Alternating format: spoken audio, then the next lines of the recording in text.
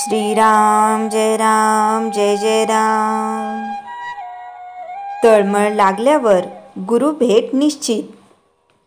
काय करावे हे मनुष्याला कळते, पण त्याचे मन त्याला आवरत नाही। विषयाचा उपभोग घेताना आपले मन त्यामध्ये रंगून जाते आणि त्याचे सुखदुःख निस्तरताना मात्र आपली भ्रमिष्ठासारखी चित्तवृत्ती होते। आपल्याला झालेला भ्रम नाहीसा करायला 3 गोष्टी आवश्यक आहेत। एक सद्विचार, दुसरी नामस्मरण आणि तिसरी सत्संगती। संत ओळखणे फार कठीण आहे।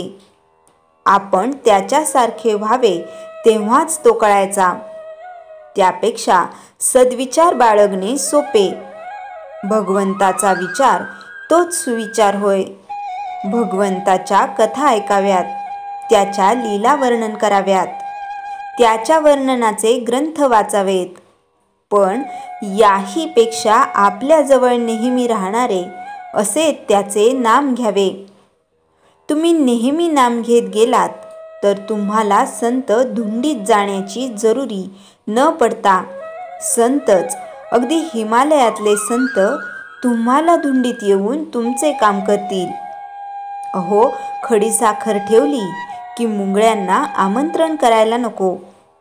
तुम्ही म्हणाल आम्हाला ते करता येत नाही, पण आपण आपल्या मुलाला शाळेत घालतो आणि तो न शिकला किंवा त्याला अभ्यास येत नसला तर पुन्हा त्याच वर्गात त्याला बळजबरीने ठेवतोच की नाही। त्याला एक विद्या आली नाही तर दुसरी कोणती येईल ती शिकवतोच की नाही। आणि त्याने आपल्या पोटापाण्याची व्यवस्था करायला तयार व्हावे म्हणून आपल्याला तळमळ लागतेच की नाही। तशी परमेश्वर मिळावा म्हणून आपल्याला तळमळ लागली आहे का? तशी तळमळ लागली म्हणजे तुमचा गुरु प्रत्यक्ष जमिनीतून वर येईल।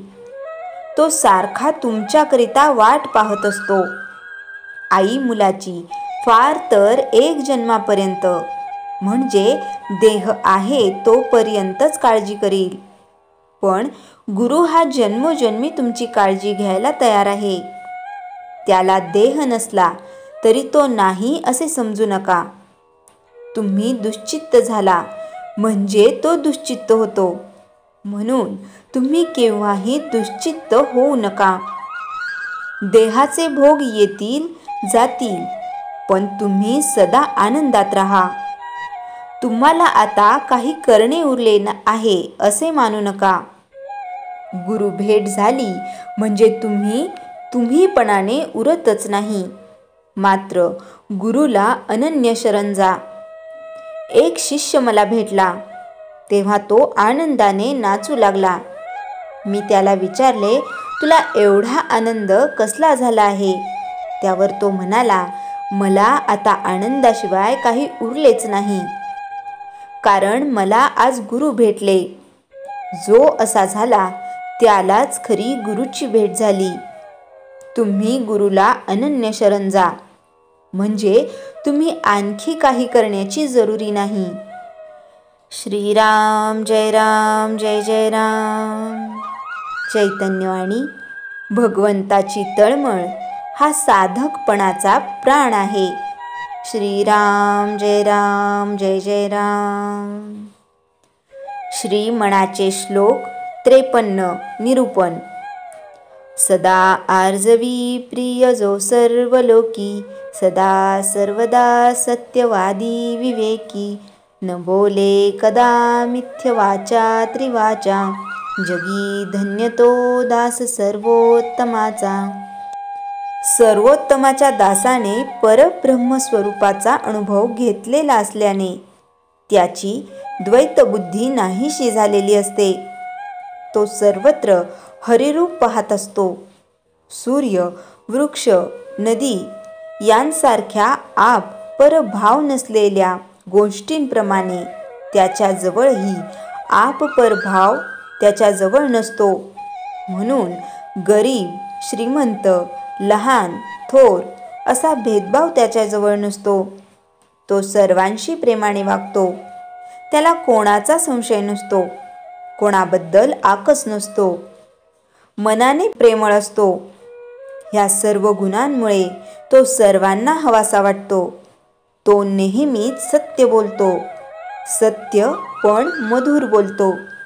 तो स्वप्नातही खोटे बोलत नाही. त्रिवाचेने म्हणजे वैखरी, मध्यमा आणि पश्यंती या तीनही वाचांनी तो खोटं बोलत नाही. त्याच्या परावाणीतच खोटे नसते, त्यामुळे तो खोटे बोलू शकत नाही. तो सरळ मनाचा असतो. दुसरे त्याच्याशी खोटे वागले तरी तो त्यांच्याशी सरळ वागतो. असा सरळ वागणारा, सत्य पण गोड बोलणारा, खोटे न बोलणारा सर्वोत्तमाचा दास असतो. जय जय रघुवीर समर्थ.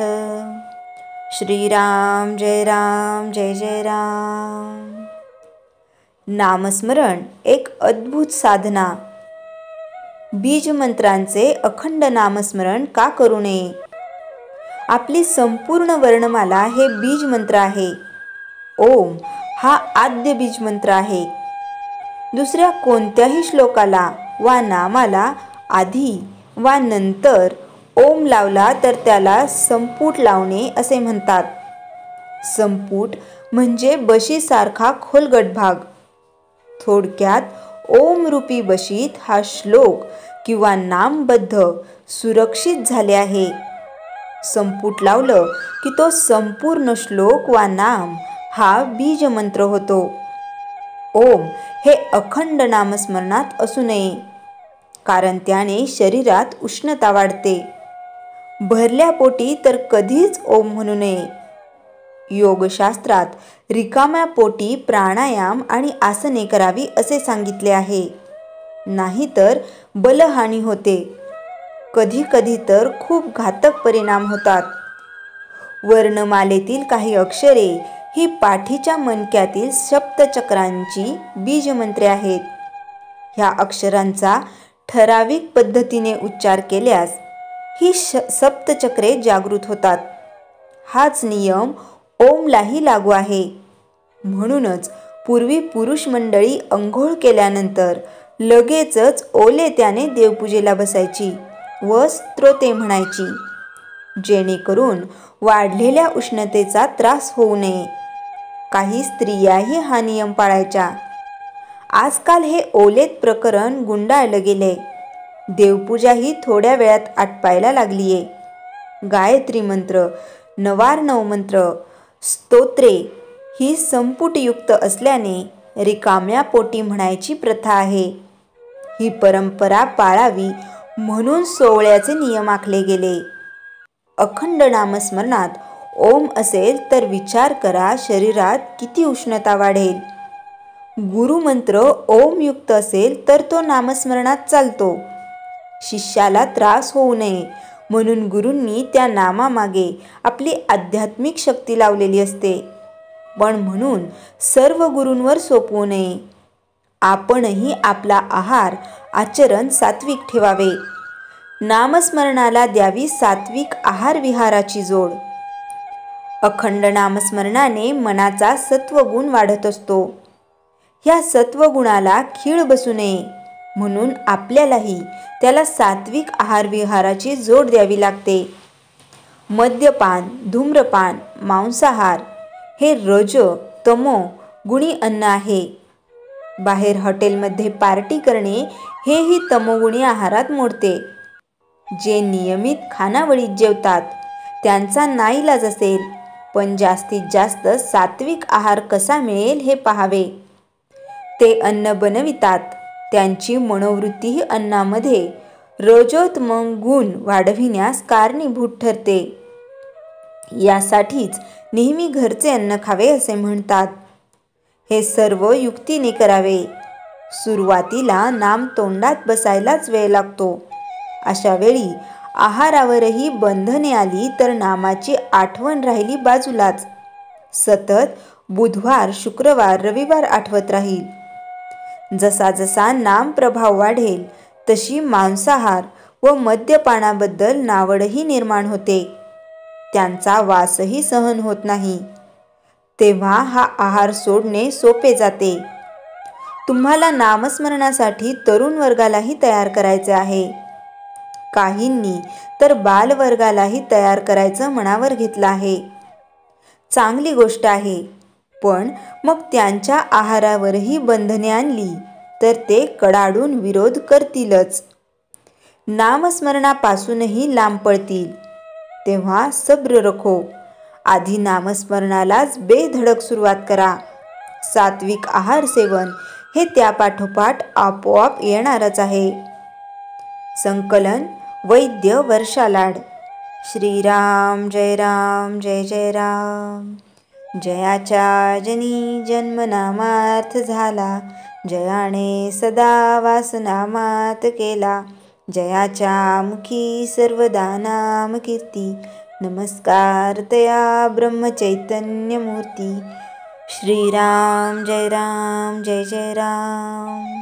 जानकी जीवन स्मरण जय जय राम.